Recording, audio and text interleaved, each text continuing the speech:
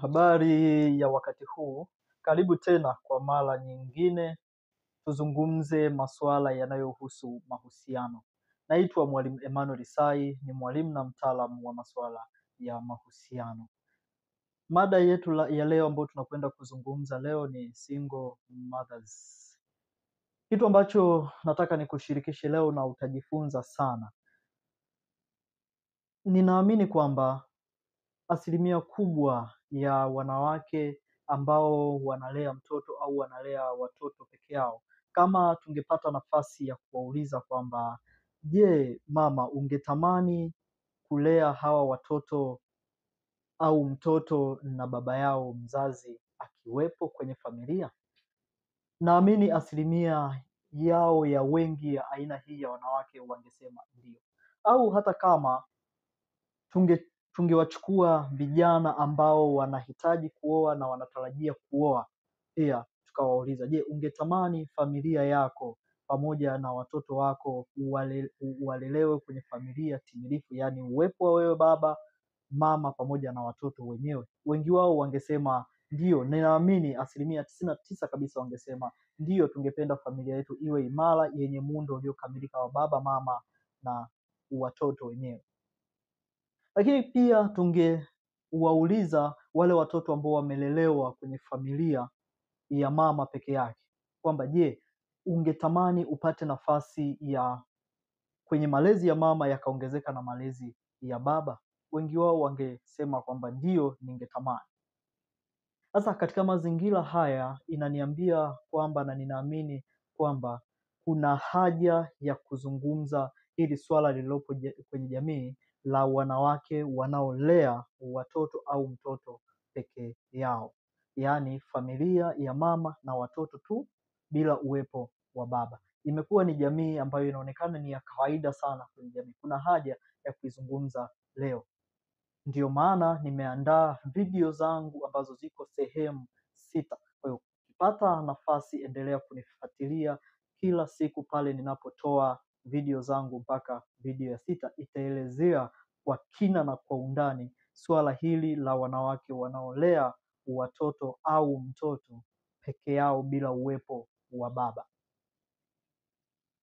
Kama unaamini utajifunza kwenye video zangu hizi moja baada ya nyingine, unaweza ukasubscribe hapo chini ili uwe unapata taarifa, unapata notification mara baada nikiwa nimetoa video yangu ya mwendelezo kwenye hii series ya video kuhusu single mothers. Sasa tuangalie kwa kina mtazamo wa jamii kwenye swala la single mothers, wanawake wanaolea watoto peke yao, wanawake ambao wana familia zenye muundo wa mama na mama na watoto peke yake. Kwenye jamii, kiusema ukweli na kiuhalisia, sio msingi wa familia tunazozifahamu, wala sio muundo wa familia ambao unakubalika sana kwenye jamii, ila kwa sababu hali hii imekuwa kubwa na imekuwa kwa wingi kwenye jamii yetu, ndiyo maana inaonekana kama ni muundo wa familia wa kawaida sana.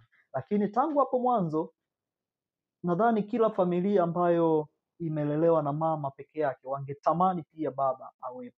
Kwa hata kama wewe umelelewa kwenye familia ambayo ni ya mama peke yake, yaani umelelewa na mama tu, manake ungependa sana kwenye malezi ya mama yaongezeke na malezi ya baba. Ungetamani hilo, nina uhakika. Na ninaamini wengi sana ambao wamelelewa kwenye familia hizi wangetamani na malezi ya baba yawepo. Sasa kwa nini malezi ya baba hayapo? Kwa nini kuwepo na hili ongezeko kubwa sana la wanawake wanaolea watoto au wenye hizi familia ambazo tunaweza single mothers family? Kwamba kwa nini kuna hili, chimbuko lake ni nini hasa? Ni nini kinachosababisha? Mzizi wa hili jambo ni nini hasa?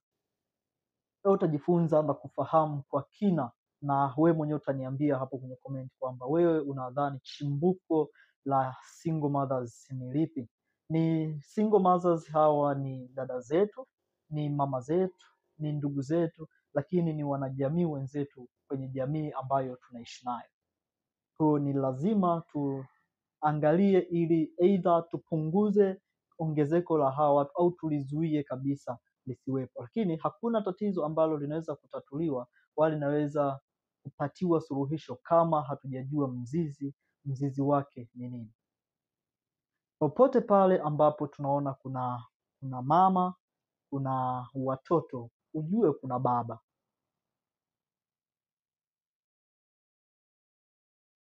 Narudia tena, popote pale penye mama na watoto kuna baba. Hii familia inakuwa imekamilika. Ingawaje kuna mazingira ambayo tunamwona mama na watoto peke yake, baba yuko wapi? Baba haonekani tu kuwepo, lakini lazima kuna baba yupo. Ndio maana wengine wanasema kwamba kwenye kila single mother kuna baba, ingawaje baba anakuwa haonekani, hayupo kwenye nafasi yake, hajawajibika ipasavyo. Hiyo ndo lugha nyepesi. Kwa hiyo hivyo basi naweza nikasema kwamba kwenye kutafuta chimbuko au kutafuta origin na source ya single mothers, wanaume hatuna mtu wa kumlaumu isipokuwa sisi wenyewe, kwa sababu kwenye kila single mother kuna mwanaume nyuma yake ambaye hakuwajibika ipasavyo kwenye hiyo familia. Utanielewa kadiri ambavyo naendelea kuzungumza. Ni kwamba mwanaume ndiye msingi wa familia yoyote ile, na ukweli ni kwamba hatima ya kila mwanaume ni kuwa baba. Ndiyo maana nafasi au sifa ya ubaba au majukumu ya kibaba yapo tayari kwa kila mwanaume. Mara mtoto wa kiume anapozaliwa, anaendelea kukua, mwisho wa siku anatarajia awe baba. Kwa hiyo huu uwezo wa ubaba uko ndani tayari.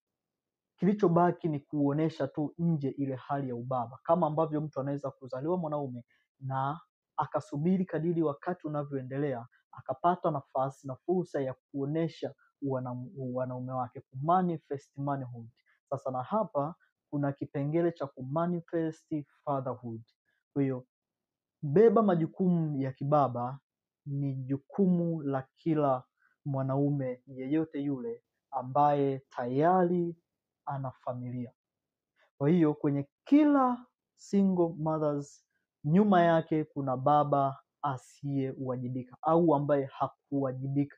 Ndiyo maana tukitaka kupata uhalisia na ukweli halisi ni kwamba tuweze kujibu swali hili: ni sababu gani zinazopelekea mwanaume kumtelekeza mwanamke au kumwacha mwanamke na mwanamke akabaki kama single mother?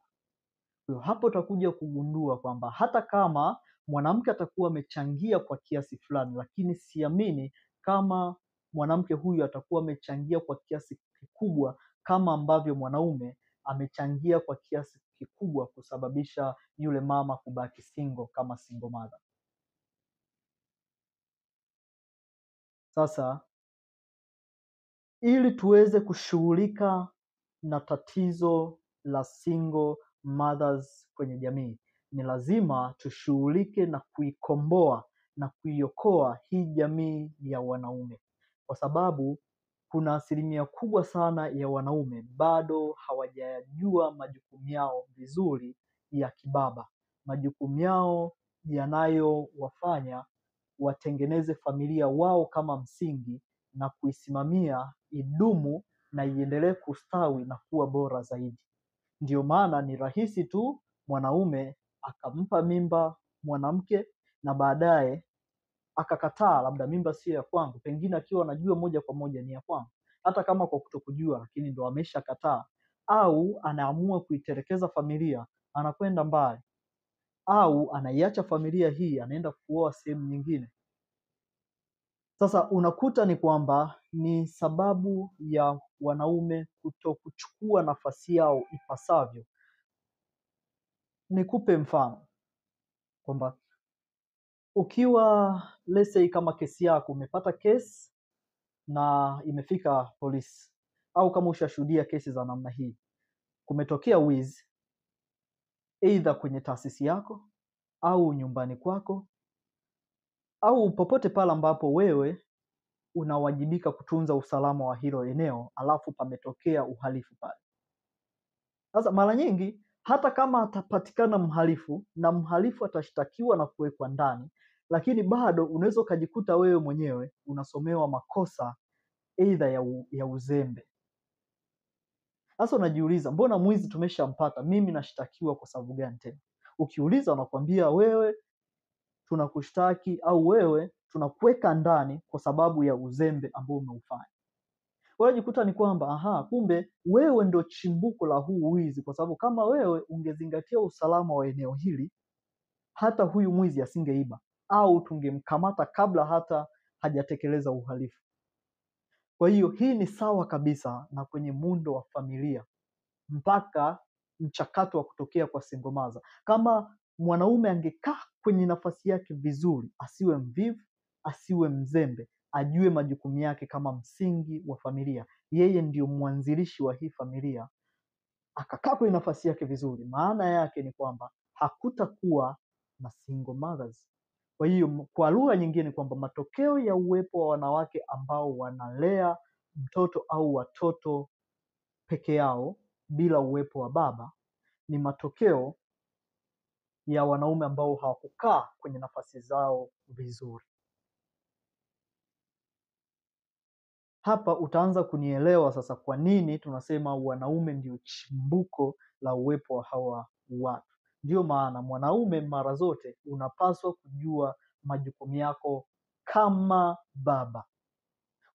Kama haujayafahamu kabisa majukumu yako kama baba, hujaijua nafasi yako kama baba kwenye familia, ujue basi haujakomaa vya kutosha kuanzisha familia.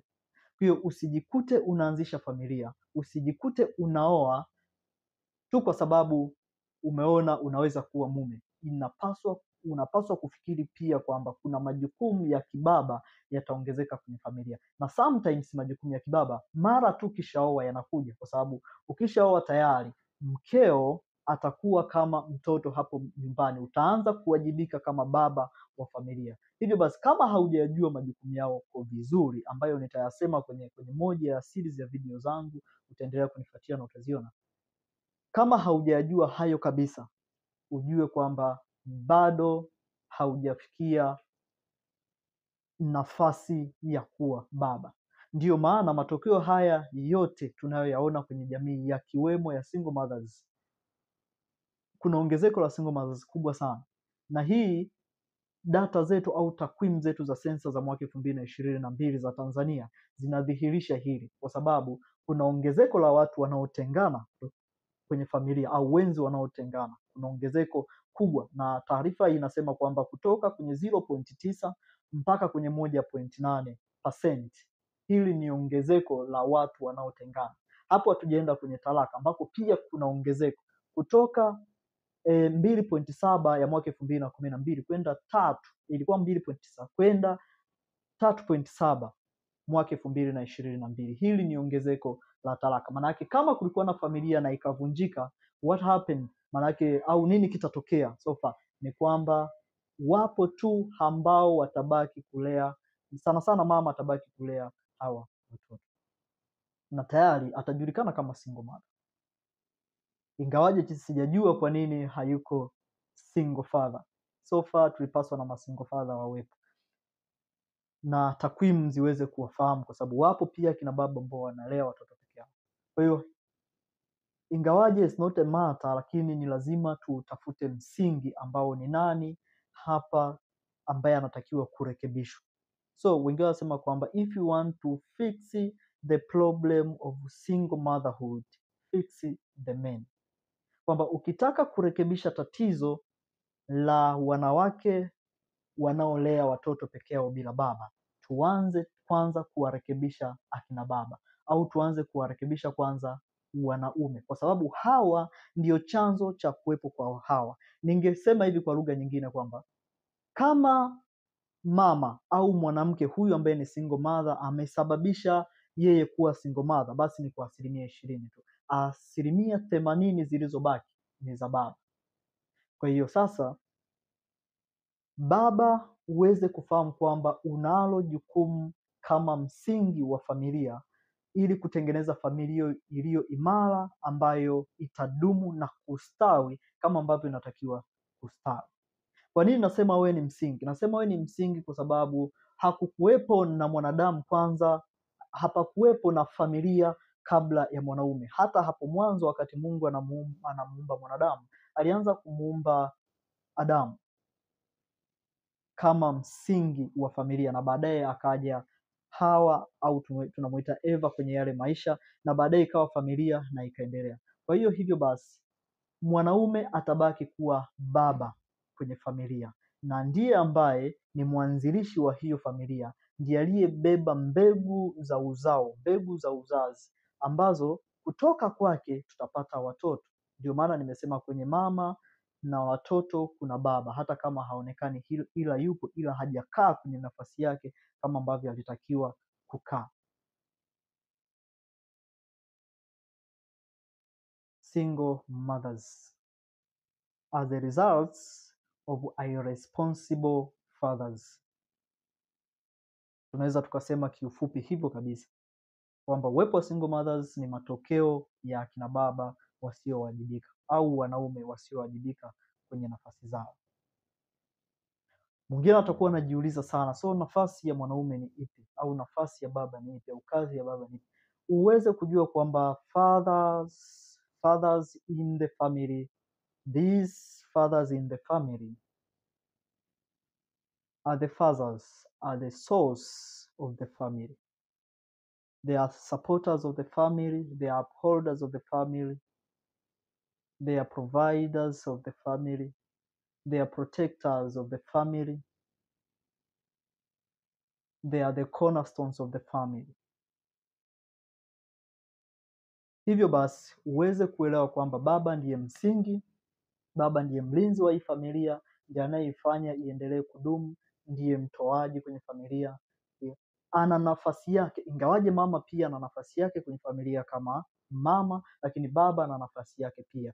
Tukileta malezi ya baba na malezi ya mama kwa pamoja, haya ndio yanayomleta mtoto kwenye utimilifu wa malezi. Ndio maana nimesema kwamba tungepata nafasi ya kuuliza watoto ambao wamelelewa na single mothers kwamba je, wangetamani kulelewa na baba zao pia, kwenye malezi ya mama yaongezeke na ya baba? Yes, wengi wangesema ndio, ninaamini hivyo. Hata kama akina mama tungewaambia vipi tukikurudisha miaka 20 nyuma au miaka 2-3 nyuma ambapo ulikuwa na baba fulani, je, ungependa endelee kwenye maisha yako kwa ajili ya malezi bora ya watoto? Wengi wao wangesema ndio, kama wangezingatia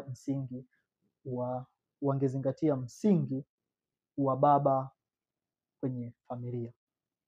Kwa hiyo mmomonyoko wote huu wa maadili tunaouona, majanga haya tunayoyaona mbalimbali kwenye jamii ambayo yanatokana na familia, ni tujue wazi kwamba huku chini kwenye msingi, huku kwenye chimbuko, huku kwenye asili ya familia ambayo inatengeneza jamii, jamii inatengeneza taifa, taifa inatengeneza dunia, basi huku ndo kwenye shida.